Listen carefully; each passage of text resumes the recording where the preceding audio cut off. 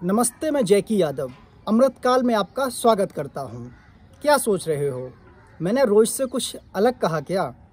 हाँ, सही सोचा आपने। मैं रोज़ कहता हूं कि नमस्ते, मैं जैकी यादव न्यूज़ नशा में आपका स्वागत करता हूं, मगर आज मैंने न्यूज़ नशा की जगह अमृतकाल कहा है। और कहूं भी क्यों ना, देश में अमृतकाल जो चल रहा है, आज इस कार्यक्रम में हम जो चर्चा करेंगे वो होगी इसी अमृतकाल में जो कांड हो रहे हैं उन्हीं मुद्दों पर। हमारे समाज में पिछले कई सालों से लगातार नफरत बोई जा रही थी। अब नफरत धीरे धीरे अपना असली रूप लेने लगी है। आज मैं आपको वो 4 खबरें दिखाऊंगा जिन्हें देखकर आप भी सोचोगे कि आखिर हमारे समाज में इतनी नफरत किसने फैलाई। कौन है वो लोग जिन्होंने बरसों से इस देश में भाई भाई की तरह रह रहे लोगों को एक दूसरे के खून का प्यासा बना दिया। आइए हम उन खबरों पर विस्तार से चर्चा करते हैं। पहली खबर है उत्तर प्रदेश से। उत्तर प्रदेश के बरेली में 2 पक्षों के बीच सांप्रदायिक हिंसा को रोकने के लिए बरेली के एसएसपी प्रभाकर चौधरी का तबादला कर दिया गया। सबसे पहले आपको पूरा मसला समझाता हूँ। रविवार को बरेली के बरादरी थाना क्षेत्र के नवादा इलाके में शाही नूरी मस्जिद के सामने कांवड़िये धरने पर बैठ गए। कांवड़िये मस्जिद के बाहर से जुलूस निकालना चाहते थे, लेकिन स्थानीय आबादी और प्रशासन ने इसका विरोध किया। पुलिस उन्हें सुबह से समझा रही थी ये जुलूस गैर परंपरागत है और आगे दूसरे संप्रदाय की आबादी पड़ती है, मगर कांवड़ियों ने इसे अपना ईगो का माहौल बना लिया। उनकी दूसरे पक्ष से कहकर वार्ता भी कराई गई, मगर कांवड़िये नहीं माने। कांवड़ियों ने जुलूस को जबरदस्ती निकालने की कोशिश की। उसमें से कुछ कांवड़िये शराब भी पिए हुए थे और कुछ के पास अवैध असला भी थे। तो मामला को हाथ से निकलता देख एसएसपी प्रभाकर चौधरी ने लाठीचार्ज का आदेश दे दिया। लाठीचार्ज के कुछ घंटों बाद प्रभाकर चौधरी को पता चला कि अब उनका ट्रांसफर लखनऊ पीएसी बटालियन में हो गया है। आप सोच सकते हैं कि इस आईपीएस ऑफिसर ने बरेली को जलने से बचा लिया और उसे तोहफे में सरकार ने ट्रांसफर दिया, और वो भी एसएसपी से सीधा पीएसी में भेज दिया गया। अब आइए दूसरी खबर की ओर रुख करते हैं। जयपुर से मुंबई जा रही जयपुर एक्सप्रेस में एक आरपीएफ के जवान ने 4 लोगों की गोली मारकर हत्या कर दी। उस जवान का नाम चेतन सिंह है। चेतन सिंह ने जिन 4 लोगों की हत्या की, उनमें एक उनका सीनियर एएसआई टीकाराम मीणा भी था और 3 अन्य यात्री थे।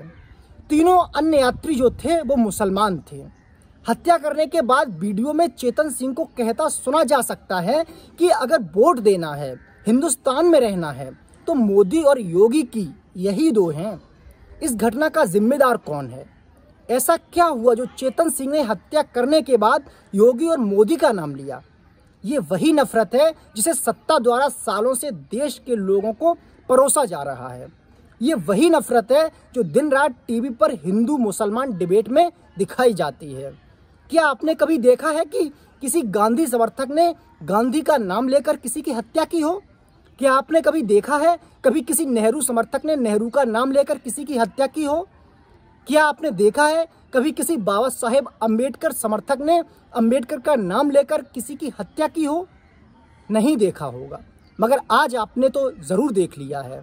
एक योगी मोदी समर्थक ने इनका नाम लेकर सरेराह हत्या कर दी है।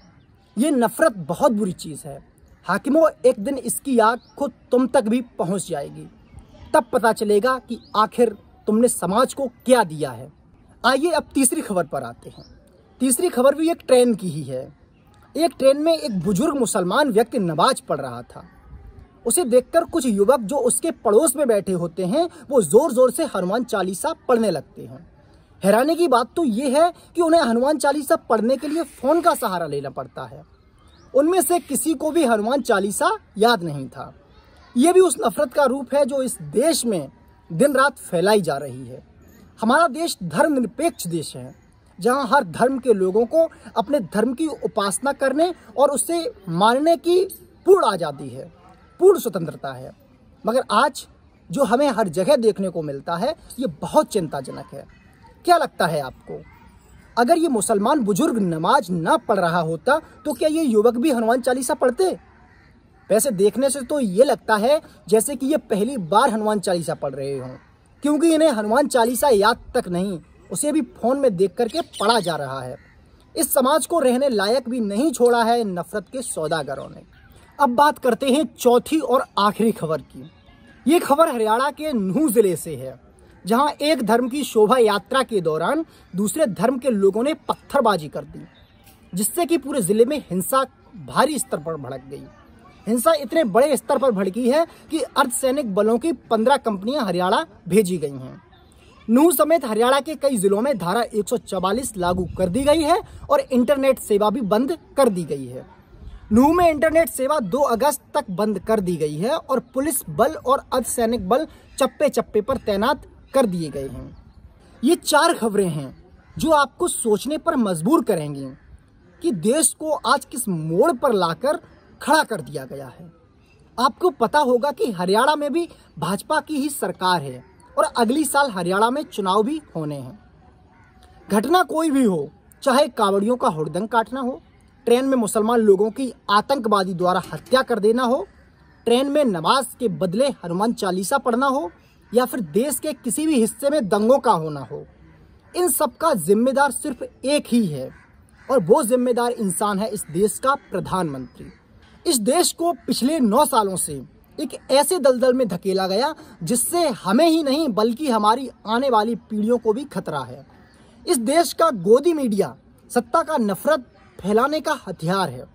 गोदी मीडिया ने आज तक जितनी भी हिंदू मुसलमान पर डिबेट की हैं, वही डिबेट हैं जिन्हें देखकर चेतन सिंह जैसे लोग हैरान बन गए। उन डिबेट्स में मुसलमानों को ब्लेम बनाकर दिखाया गया, उसी का परिणाम है आज जो योगी मोदी का नाम लेकर उन्हें मौत के घाट उतारा जा रहा है। आज के इस कार्यक्रम में बस इतना ही। जल्द ही मिलते हैं एक नए मुद्दे के साथ, तब तक के लिए नमस्कार। आप हमसे जुड़े रहने के लिए सब्सक्राइब करें YouTube पर, फॉलो करें Twitter पर और लाइक करें Facebook पर।